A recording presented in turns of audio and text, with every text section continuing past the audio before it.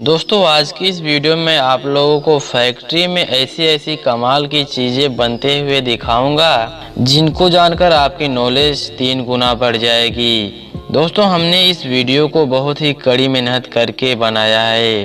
दोस्तों हमारी इस कड़ी मेहनत के लिए आप इस वीडियो को ज़रूर लाइक कर दीजिएगा। आपने ट्रैक्टर को कहीं ना कहीं ज़रूर काम करते हुए देखा होगा, लेकिन क्या आपको पता है कि इन ट्रैक्टरों को आखिरकार कैसे बनाया जाता है? दोस्तों ट्रैक्टर बनाने की शुरुआत गियर बॉक्स और रियल एक्सेल से होती है। सबसे पहले गियर बॉक्स और रियल एक्सेल को आपस में एक तेल लगाकर इसको जोड़ दिया जाता है।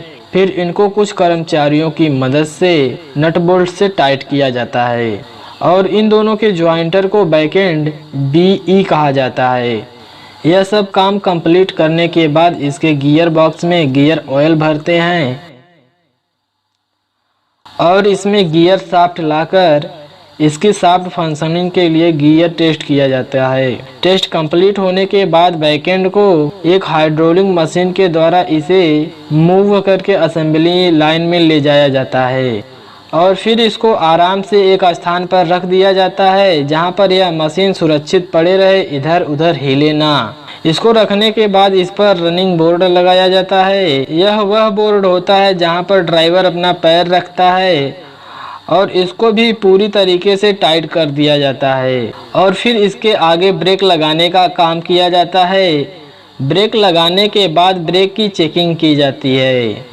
अब गियर बॉक्स के साथ जोड़ा जाता है ट्रैक्टर का सबसे पावरफुल इंजन और इस इंजन को भी कुछ कर्मचारियों की मदद से टाइट कर दिया जाता है।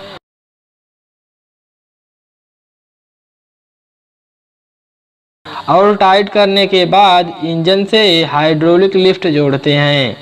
हाइड्रोलिक लिफ्ट ट्रैक्टर का सबसे खास पार्ट होता है। यह ट्रैक्टर को कहीं पर से निकलने में अधिकतर सहायता करता है और फिर आगे हाइड्रोलिक लिफ्ट के साथ लोअर लिंक जोड़ा जाता है और इस तरह ट्रैक्टर के इंजन के साथ हाइड्रोलिक लिफ्ट और लोअर लिंक को जोड़ दिया जाता है।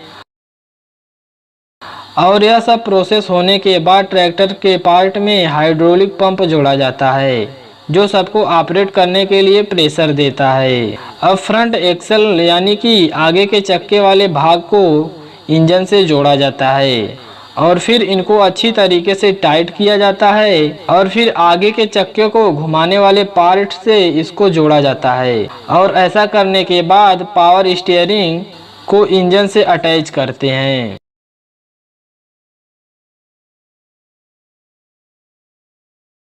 और फिर स्टार्टर मोटर को क्लच हाउसिंग से जोड़ते हैं जो इंजन को स्टार्ट करने का काम करता है और इसी के साथ ट्रैक्टर का असेंबली बनकर पूरी तरीके से तैयार हो जाती है। और असेंबली तैयार होने के बाद इसको एक कर्मचारी की मदद से सभी पार्ट चेक किए जाते हैं और यह सभी प्रोसेस होने के बाद स्ट्रक्चर को पेंट होने के लिए आगे ले जाया जाता है और इंजन के फ्यूल टैंक और स्टे बार को भी पेंटिंग के लिए आगे भेजा जाता है।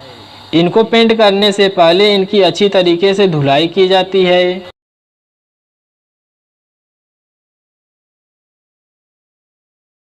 और फिर इनको अच्छी तरीके से सुखाया जाता है और पूरी तरीके से सूख जाने के बाद सांचे के अंदर हमें जिस तरह के कलर को लगाना होता है उसको लगाकर पेंट करते हैं और बाद में अपर बॉडी पर पेंट किया जाता है और यह सब पेंट होने के बाद इस संरचना को 150 डिग्री तापमान पर सुखाया जाता है और इसे फिर से असेंबली लाइन में लाते हैं। पेंट लगाने के बाद इनके अलग अलग पार्ट पर ग्रीसिंग की जाती है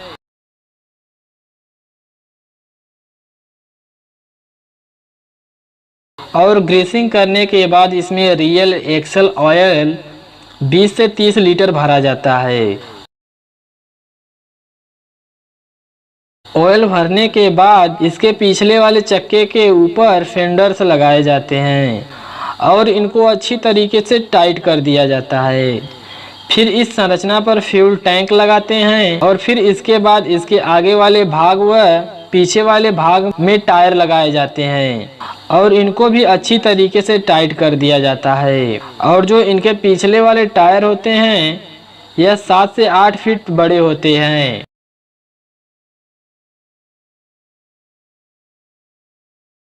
और यह सब प्रोसेस कंप्लीट करने के बाद इंजन से पंखा और रेडिएटर जोड़ा जाता है और इनके पाइप को भी अच्छी तरीके से टाइट कर लिया जाता है। और फिर रेडिएटर में कूलेंट डाला जाता है। अब ट्रैक्टर पर यूनिक नंबर, चेसिस नंबर और मॉडल नंबर लगाया जाता है। और फिर रेडिएटर पर हेडलाइट, कूलर आदि चीजें लगाए जाते हैं।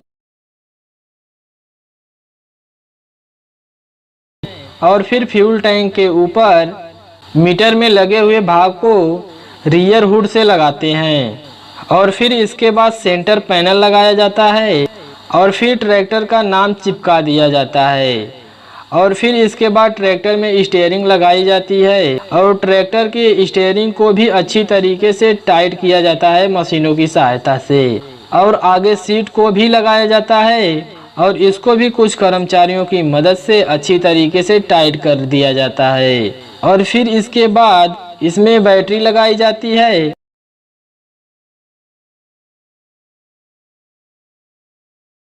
और फिर एक कर्मचारी तैयार ट्रैक्टर को रोड पर टेस्ट करने के लिए ले जाता है और ट्रैक्टर रोड पर अच्छी तरीके से कुदा कर चेक करता है ताकि बाद में कोई खराबी न आए, जैसा कि आप लोग वीडियो में देख रहे हैं। और इसके बाद इसका ब्रेक टेस्ट किया जाता है और इनके रिवर्स एंड फ्रंट गियर भी चेक किए जाते हैं। सभी चेकिंग करने के बाद ट्रैक्टर पहुंच जाता है शोरूम में, जहां से खरीदता है एक किसान, जो बंजर जमीन को भी उपजाऊ बना देता है।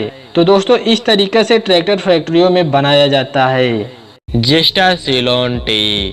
सुबह उठने के बाद बहुत सारे लोग सबसे पहले चाय पीना पसंद करते हैं। आज की इस वीडियो में हम आपको दिखाएंगे कि चाय बनने वाली इन पत्तियों से कैसे चाय पाउडर बनाए जाते हैं। दुनिया में सबसे ज़्यादा चाय की पत्तियां भारत देश में उगाई जाती हैं, जो कि बहुत दूर दूर तक फैली हुई हैं। और फैली हुई इन जगहों से कर्मचारी मिलकर पत्तियां तोड़ कर जमा करते हैं और जमा किए हुए इन सभी पत्तियों को मशीन में डाला जाता है और कुछ कर्मचारियों की मदद से इन पत्तियों को गोल घूमने वाली मशीन में डाल दिया जाता है, जहां यह मशीन इन पत्तियों को एकदम अच्छी तरीके से पीस देती है। और जब यह पत्तियां मशीनों की सहायता से अच्छी तरह से पिसा जाती हैं, तब इन पत्तियों को बाहर एक मशीन में 45 मिनट तक ठंडा करने के लिए रख दिया जाता है। और फिर इन पत्तियों को ठंडा होने के बाद इनकी जांच की जाती है और फिर इनको कन्वेयर बेल्ट की मदद से आगे ले जाया जाता है। और इस तरह से आखिर में चाय की पत्तियां पूरी तरीके से बनकर तैयार हो जाती हैं। और कुछ एक्सपर्ट द्वारा इनको चेक किया जाता है। चेक करने के बाद इनको पैक किया जाता है। पैक करने के बाद इनको मार्केट में बेचने के लिए भेज दिया जाता है। Aluminium foil. एल्यूमिनियम फॉइल एक ऐसी चीज़ है जिसे बहुत से लोग इस्तेमाल करते हैं। इसका ज़्यादातर उपयोग जब भी कहीं खाना ले जाना होता है या कोई गिफ्ट पैक करवाना होता है तब इसका उपयोग किया जाता है। अभी हम आपको इस वीडियो में बताएंगे कि आखिरकार इसको कैसे बनाया जाता है। एल्यूमिनियम फॉइल बनाने के लिए सबसे पहले एल्यूमिनियम के बड़े बड़े ब्रैकेट की ज़रूरत पड़ती है और इनको एक मेल्टिंग मशीन में डाला जाता है, जहां मशीन इनको गर्म करके लिक्विड फॉर्म में कन्वर्ट कर देती है। और फिर इसकी टेस्टिंग के लिए एक मोल्ड में डाल दिया जाता है। मोल्ड में डाले हुए लिक्विड को एल्यूमिनियम का आकार तुरंत ले लेती है अगर यह टेस्ट सही हुआ तो। और फिर इसको तुरंत आगे अगली प्रोसेस के लिए भेजा जाता है, जहां इस लिक्विड को एक बड़े से मोल्ड में डालते हैं और इसे फिर से एल्यूमिनियम बार का आकार दिया जाता है। और फिर इस बार को एक रोलिंग मशीन में डालते हैं, जहां यह मशीन 250 डिग्री तक गर्म होती है और इसको दबाती भी है। और वहीं मशीन में ऑयल को भी डाला जाता है, जिसकी मदद से बार की चिकनाहट कम हो जाती है। लेकिन बार की चिकनेस और कम करने के लिए इसको 12 से 15 बार इस मशीन से गुजारा जाता है, जिसकी वजह से बार की परत और भी पतली हो जाती है। फिर एक कन्वेयर बेल्ट की मदद से इसको आगे ले जाया जाता है, जहां यह मशीन इन बार को रोल करने का काम करती है, जिससे एल्यूमिनियम की और भी थिकनेस कम हो जाती है और आखिर में एल्यूमिनियम इतना बारीक हो जाता है कि जिस पर एल्यूमिनियम फॉयल बनाई जा सकती है। अगर आप हमारे इस YouTube चैनल पर पहली बार विजिट किए हैं तो चैनल को जरूर सब्सक्राइब कर लीजिएगा और जो बगल में घंटा आ रहा है उसको भी प्रेस कर दीजिएगा। अगर आप हमारे इस वीडियो को फेसबुक पेज पर देख रहे हैं तो पेज को जरूर लाइक कीजिएगा। मिलते हैं अगली वीडियो में, तब तक के लिए जय हिंद, जय भारत।